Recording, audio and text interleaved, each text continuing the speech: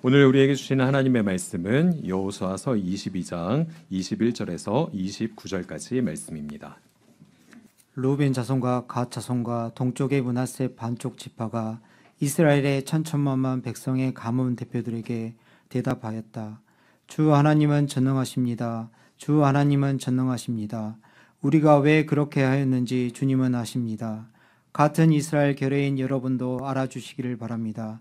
우리가 한 이 일이 주님을 반역하였거나 주님을 거역하는 일이었다면 주님께서 우리를 이렇게 살려두지 않으셨을 것입니다.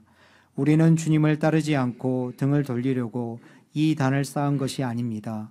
또 드리는 이 단을 번제와 곡식제사와 화목제사를 드리는 제단으로 사용하지 않을 것입니다. 우리가 만일 이 단을 제단으로 쓸 목적으로 쌓았다면 주님께서 벌써 우리를 벌하셨을 것입니다. 그러나 사실은 그렇지 않습니다. 우리가 여기에 단을 쌓은 것은 훗날 당신들이 자손이 우리의 자손에게 너희가 주 이스라엘의 하나님과 무슨 상관이 있느냐?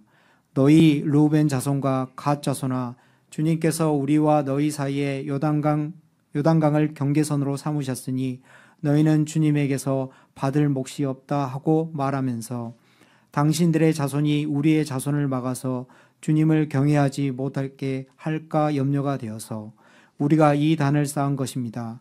이것은 번제물을 드리거나 다른 어떤 제물을 드리려고 쌓은 것이 아닙니다.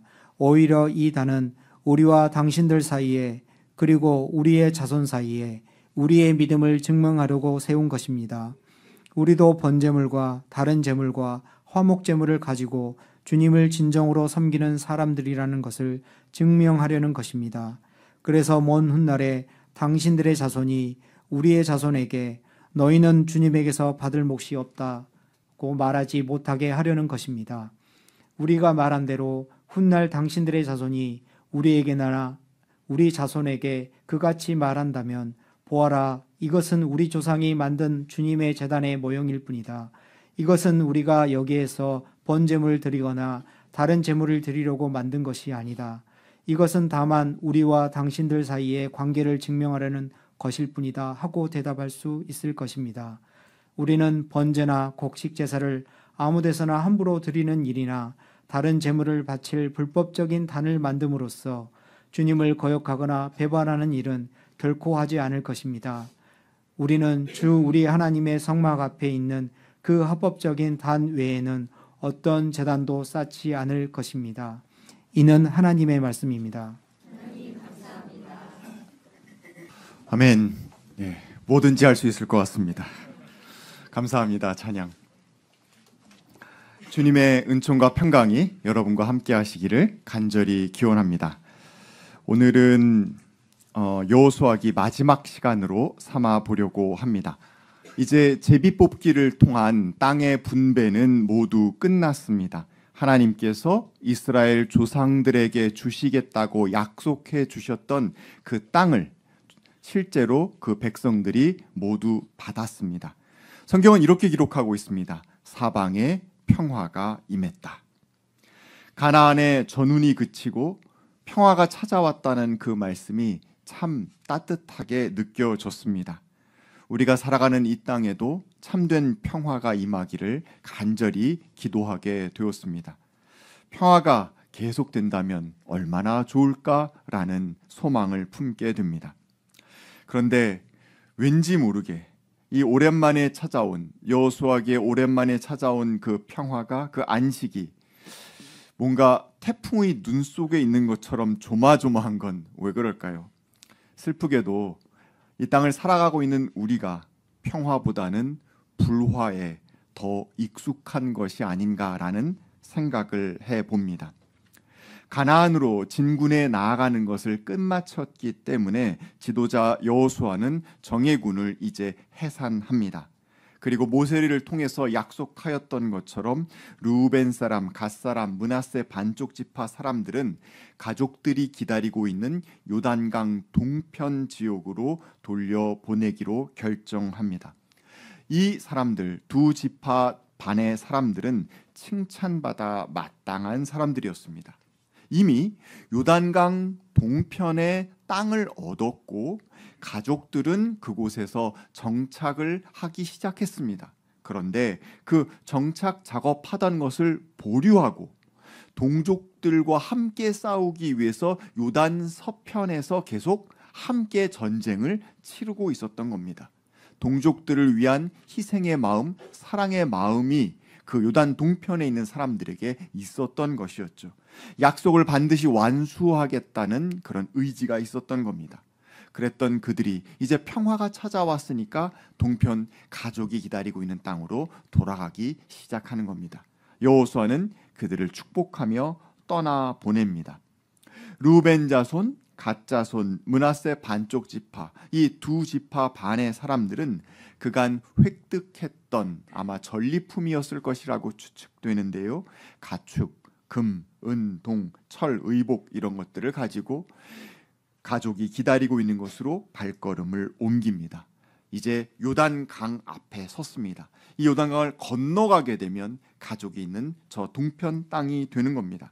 그 전에 서쪽 지역 그릴롯에 단을 크게 쌓았습니다.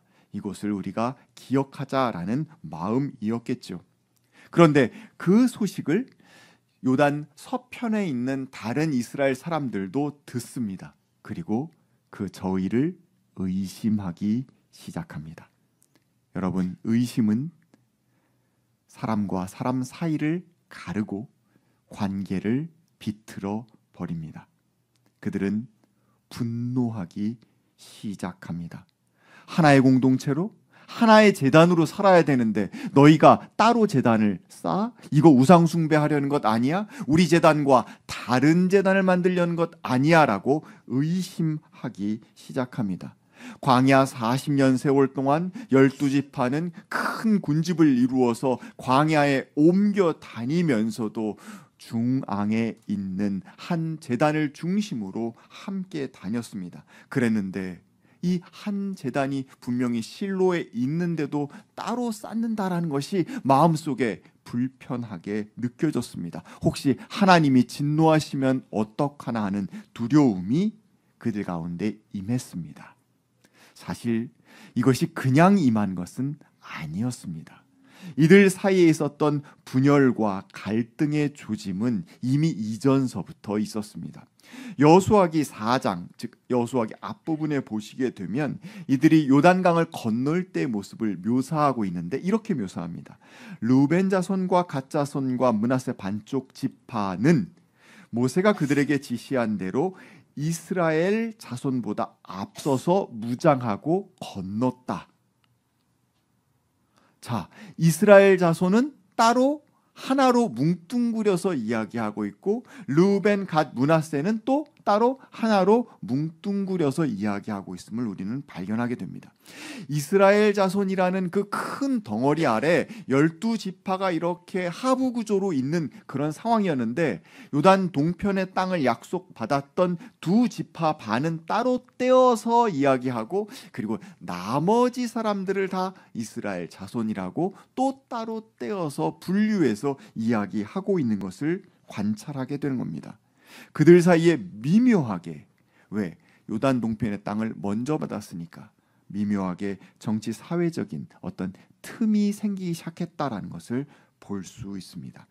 우리가 함께 보고 있는 22장에서도 이스라엘 자손은 우리들이라고 이야기하고 나머지 두 지파 반을 따로 떼어서 이야기하고 있는 것을 우리는 발견합니다. 또 제사장 비느하스의 표현 속에서도 아주 묘한 구석이 있는데요. 19절에서 이렇게 이야기합니다. 만일 당신들의 즉 그 두 지파 반의 소유지 즉 요단 동편이 깨끗하지 못하거든 이라고 이야기하고 있어요. 자, 이것은 무엇을 밑에 깔고 있는 생각입니까? 우리 쪽은 서쪽은 깨끗한데 너희들 깨끗하지 못하거든 우리 쪽으로 건너와서 제사를 드려라 라고 이야기하는 것을 볼 수 있습니다. 축복의 땅, 젖과 꿀이 흐르는 땅, 요단 서편과 요단 동편을 분리해서 이야기하고 있고 지파도 저쪽으로 건너가게 될 두 지파 반을 따로 떼어서 보고 있는 것을 우리는 관찰할 수 있습니다. 보이지 않게 미세하게 벌어진 틈이 요단 서편과 요단 동편을 나누고 있습니다. 사실 틈이라는 것은 언제든지 생길 수 있습니다. 사람이 모여서 살아가고 있는데 각기 다 다른 사람들인데 생각이 다르고 견해가 다르니 틈이라는 것은 생길 수 있죠. 그런데 그 틈을 침소봉대하여서 자신의 이득을 취하려는 기회로 삼는 자가 나타나게 될 때 그 틈은 무시무시한 갈등으로 변질되게 됩니다. 이번에는 어떻게 되는지 함께 보시도록 하겠습니다. 큰 제단을 새로 세웠다는 소식에 분노한 요단 서편 사람들 가운데에서 마음이 성급한 사람들은 전쟁하자라고 나섭니다. 저들 쳐들어가서 저들에게 본때를 보여줘야 된다라고 나서죠. 하지만 여러분, 지금까지 어떻게 했습니까? 가나안이라고 하는 공동의 적을 앞에 두고 함께 피를 나누면서 싸웠던 사람들 아닙니까? 전우애를 갖고 있는 사람들이 그것 때문에 또 같이 서로 싸운다라는 게 말처럼 쉬운 일은 아니었을 겁니다. 그들 가운데 몇몇이 침착하게 대표를 10명 뽑자고 이야기합니다. 그리고 제사장 비느하스와 함께 요단 동편으로 사절단을 파송합니다. 실상을 알아보기로 한 거죠. 그들을 만나서 자신들이 왜 이렇게 화가 났는지, 전쟁도 불사하겠다는 마음을 품게 되었는지를 이야기합니다. 그들의 이야기 속에서 그들의 두려움을 우리는 찾아볼 수 있습니다. 화가 나는 사람들, 분노하는 사람들 가운데에는 자기의 두려움 때문에 그런 사람들이 있다라는 것을 알게 됩니다. 이들의 두려움은 무엇이었습니까? 민수기 25장 가운데 나오는 부올 사건이었습니다. 부올이라는 곳에 가게 되었는데요, 이 사람들이 모압 여인들과 어울리는 남자들이 생겼습니다. 어딜 가나 남자가 문제였습니다. 그 여인들의 초대를 받아서 바알볼 제사에 가게 됩니다. 그리고 그 이방신을 섬기는 제사에 참여한 거예요. 한마디로 우리 성경식으로 표현한다면 미디안 여자와 음행을 저지른 것입니다. 비느하스가 재빨리 나서서 처결하고 그리고 사건이 일단락됐습니다만 이것으로 인해서 하나님의 진노를 사서 바로 그 순간까지 24,000명이나 죽었다라고 성경은 기록하고 있습니다. 그들이 다른 제단, 하나님의 성막이 아닌 다른 제단에 가서 섬기게 되었을 때 민족 전체에 이런 끔찍한 일이 있을 수 있다라는 트라우마가 그들 가운데 내재되어 있었던 거예요. 그렇기 때문에 새 제단을 세웠다라는 이야기를 듣자마자 흥분해서 이거는 전쟁을 벌여서라도 빨리 처결하지 않으면 일이 커질 거야 라고 이야기하고 생각했던 것입니다. 그 이야기를 들은 동쪽 사람들이 오해하지 마십시오. 그런 뜻이 결코 아닙니다 라고 이야기합니다. 오늘 함께 봉독하여서 보았던 그 본문입니다. 주 하나님은 전능하십니다를 2번 거푸 외치면서 자신들의 결백함을 이야기합니다. 우리는 다른 신을 섬기려는 것 아니고 이 제단에서 우리끼리 예배드리려는 것 아니고 하나님을 속이려는 마음, 여러분을 속이려는 마음 아무것도 없고 다만 저 강을 건너서 이사가고 난 다음에 그 다음에 이사가고 나서 몸도 멀어지니까 마음도 멀어지게 되고 생각도 멀어지게 되고 신앙도 멀어지게 되다가 나중에 먼 훗날 후손들이 서로를 못 알아보고 서로 한 민족이란 것을 잊어버리게 될까 봐 그래서 어떤 상징물로서 모형이 되는 제단을 거기다 세워놨던 것이다라고 이야기합니다. 그 모형이 되는 제단, 큰 제단을 바라보면서 아, 저기 실로에 저 강 건너편에는 하나님의 성막이 있지, 그곳에서 우리는 제사할 수 있고 하나님을 만날 수 있지라는 마음을 동편 사람들이 품게 되고 그 후손들도 품게 되고 서편에 있는 사람들은 그것을 보면서 아, 저 강 건너편에 2지파 반 나의 동족, 나의 친족들이 살고 있지, 그들이 우리에게 건너오게 되면 환영해줘야지, 따뜻하게 맞아줘야지 라는 마음을 계속 품게 되기를 바라는 마음으로 한 하나님의 한 후손들로서 한 공동체를 이루어 살아가는 자신들의 모습을 기억하기 위해서 만들었다라고 표현합니다. 28절에 다만 우리와 당신들 사이의 관계가 한 분 하나님 아래에 묶인 하나의 몸임을 기억하기 위해서 만들었습니다 라고 표현합니다.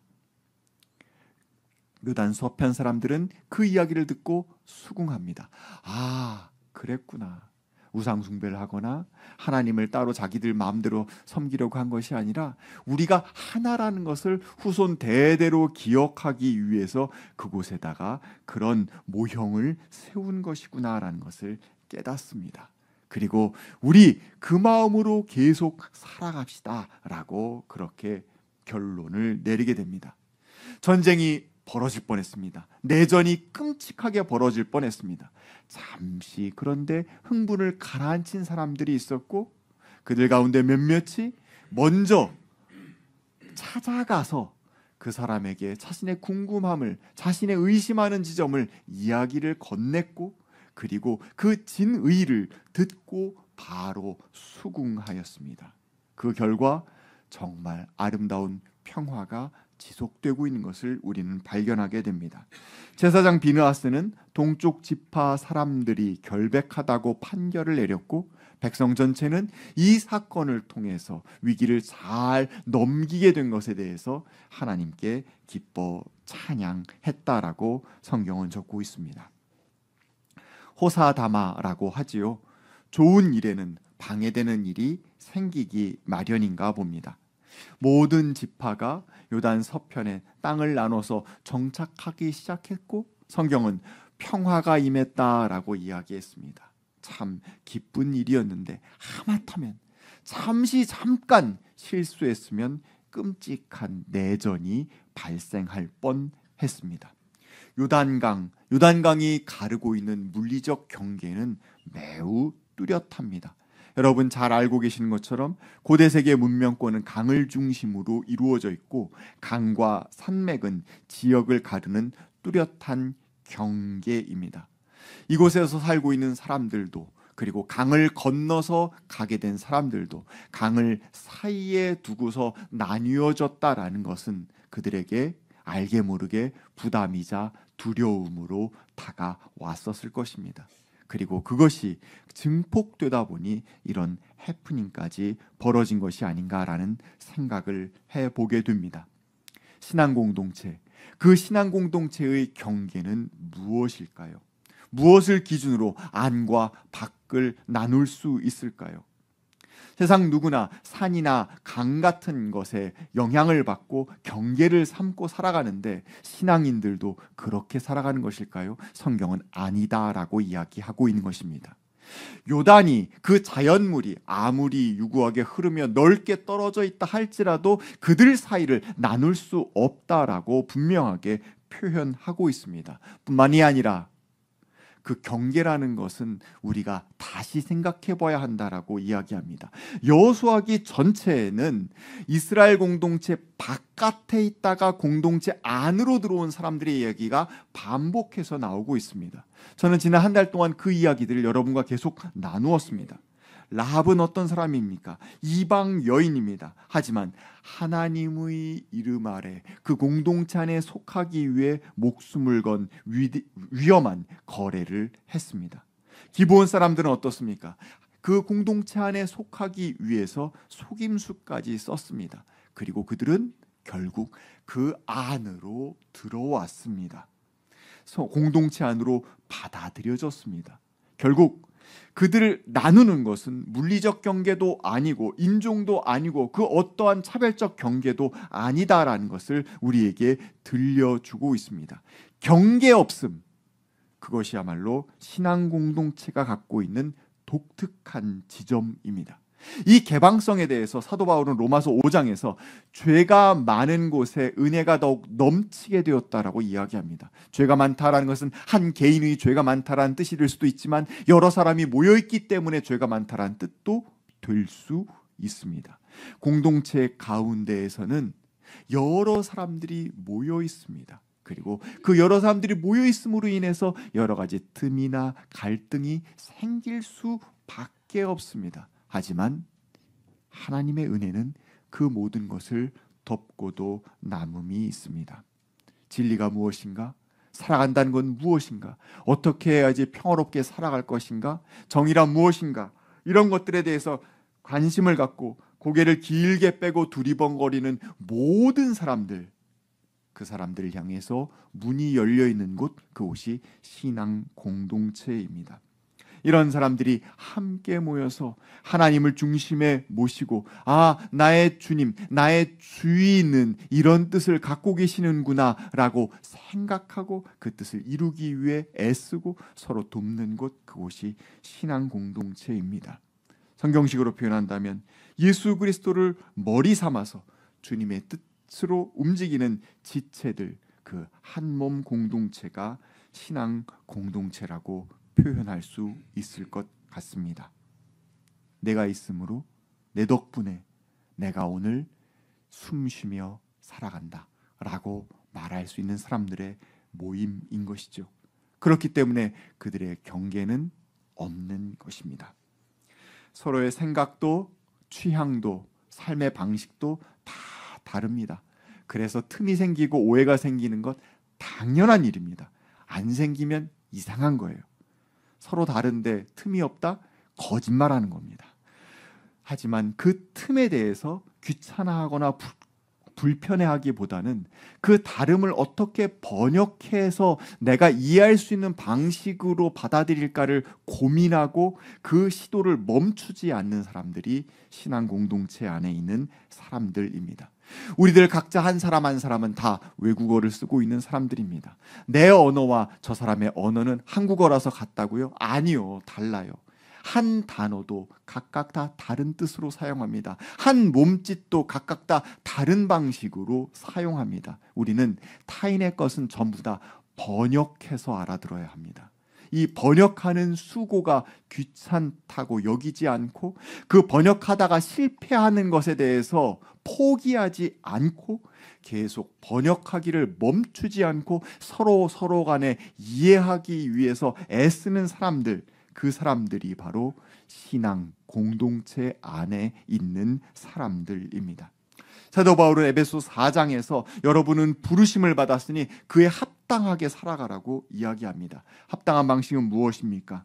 겸손함, 온유함으로 깍듯이 대하라고 이야기합니다. 서로에 대해서 오래 참음으로 서로 용납하라고 이야기합니다. 하나가 되게 해주신 것을 힘써 지키라고 말씀합니다. 차이는 기쁨입니다. 다채로울 수 있다라는 것의 희망입니다. 생물 종족은 그 다양성이 확보될 때 끊임없이 변이하는 변종의 침략 가운데서 살아남은 개체들을 계속 이어갈 수 있습니다. 공동체도 마찬가지입니다. 다양하다라는 것은 우리가 오래오래 살아남을 수 있다라는 뜻이기도 합니다. 요단 서쪽에 있는 지파 사람들이 전쟁이라고 하는 파국으로 치닫기 전에 동쪽으로 먼저 찾아가서 그들의 이야기를 듣고 그들의 수긍하고 받아들였던 것처럼 그렇게 손을 먼저 내밀고 포용하는 것, 그것이 신앙 공동체의 삶의 방식임을 우리는 잊지 않아야 하겠습니다. 은평 청파교회 설립 1주년 감사 예배를 오늘 하나님께 올립니다. 지난 1년 동안 한결같이 지키시고 인도하신 하나님께 감사와 영광을 드립니다. 그리고 우리 마음 가운데 따뜻하고 행복한 기억이 있다라고 한다면 모두 우리 곁에 있는 사람들 덕분임을 기억해야 하겠습니다. 이제 첫돌이 지났습니다. 응애 하면서 내 것 달라고만 하던 때가 이제 지났다는 뜻이기도 합니다. 아장아장 걸어보아야 하겠습니다. 우리 안에 있는 틈은 이제 적절히 메워지고 있으니 우리는 서로 포용하고 이해하며 지낼 수 있으니 세상을 향해서 발걸음을 옮겨가야 할 때입니다. 경계를 허물고 새로운 이들을 적극적으로 받아들이며 그들과 함께 또다시 한번 새로운 다채로운 빛깔을 이루어가기를 간절히 원합니다. 우리와 당신 사이에 주님을 모시고 한 몸 공동체, 그 따뜻한 공동체를 이루어갈 수 있는 저와 여러분이 되기를 간절히 소망합니다. 주신 말씀 두고 함께 거듭의 기도 드리겠습니다.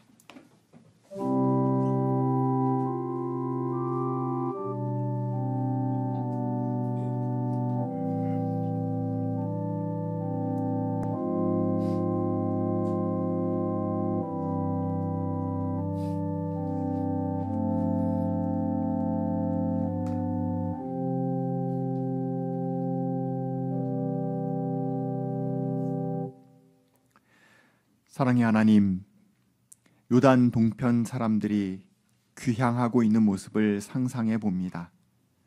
저 강을 건너고 나면 이제 서편에 있는 사람들과 멀어지려나? 우리의 후손은 저들의 후손과 서로 얼굴을 마주쳐도 인사도 하지 않을 건가? 어쩔 건가? 걱정과 두려움이 앞서는 가운데 하나의 제단 모형을 그들은 만들었습니다. 좋은 뜻으로 했지만 그것이 상대방에게는 저의가 있는 안 좋은 것으로 의심받게 되었습니다. 주님, 그때 서쪽 사람들도 지혜를 내어 자신들이 먼저 찾아가는 수고를 아끼지 않았습니다. 만나서 이야기를 나누고 서로를 이해해 보려 애썼습니다. 그 결과 내전이 일어나는 것이 아니라 서로의 후손들까지도 걱정하며 함께 미래를 꿈꾸는 한 몸 된 공동체로 이루어졌습니다. 주님, 그들의 삶의 여정을 보며 우리의 삶도 대입해 봅니다. 지난 1년간 감사하는 마음 주님 앞에 올려드립니다. 그리고 앞으로 1년, 5년, 10년을 어떻게 보낼까 상상해 봅니다. 주님, 멀어지는 모습을 발견하는 것이 아니라 새로운 이들과 함께 다채로운 빛깔을 만들어가는 아름다운 모습을 상상해 보는 우리가 되게 하여 주시옵소서. 차이가 틈이 되고 의심이 되는 것이 아니라 하나님이 주신 기회가 되고 아름다운 빛깔로 세상을 물들이는 놀라운 은총의 시간 될 수 있도록 인도하여 주시옵소서. 예수님의 이름으로 기도하였습니다. 아멘.